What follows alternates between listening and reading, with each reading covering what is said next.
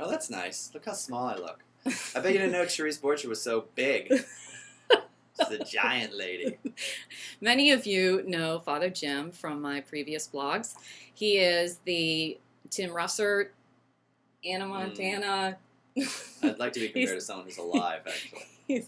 He's the most famous priest that I know, and I always love to read his wisdom on a variety of different subjects. So here he is. He's going to talk to you about some things that pertain to depression and spirituality. Great. So what are you working on now? I'm working on a book called The Jesuit Guide to Everything. That sounds boring. Yeah. The title usually makes people laugh. They say, oh, typical Jesuit, you think you're going to describe everything. But it's basically Jesuit spirituality for everybody.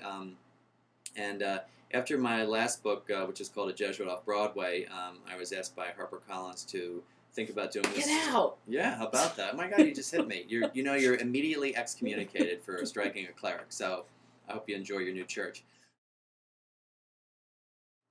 Hi, I'm back. For those of you who saw Therese Borcher strike me, I'd like to read this from Canon Law. One who uses physical force against a cleric or religious, that's me, out of contempt for the faith, which she clearly is doing, once again, or the church, or ecclesiastical power, or ministry, is to be punished with a just penalty. So I'll leave it up to viewers to determine how Therese should be punished justly.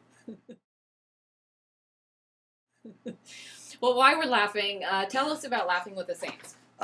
When I did my book, My Life with the Saints, a lot of it had to do with joy, that the saints led very joyful lives. And I think there's the stereotype that the saints are these kind of boring, dour, depressed people. But when you read the lives of the saints, you realize that they were joyful, and anybody who is in touch with God and who's close to God is joyful because, we're people of the resurrection.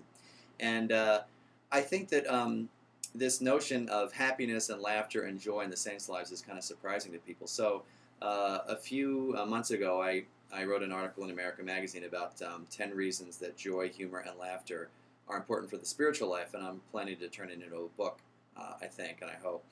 Get out! Yeah, how about that? See, once again, it's just a very dangerous job I have here. I think people think that priests lead lives that are really safe and stuff, but, you're in your own office and people, attack you.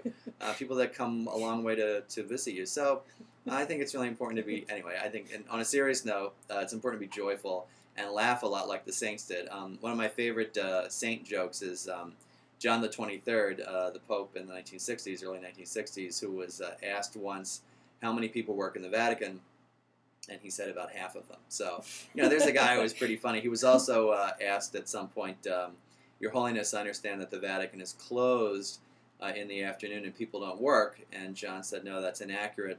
The Vatican is closed in the afternoon. People don't work in the morning. The saints are joyful. As Léon Bloy and Teilhard de Chardin said, joy is the surest sign of the Holy Spirit. And I'm trying to help people remember that Catholicism and Christianity is not about being depressed. When the disciples saw Jesus, they were probably joyful. And when we get to heaven, we will be joyful. We might even laugh for joy. So I think it's good to have a foretaste of heaven here on earth.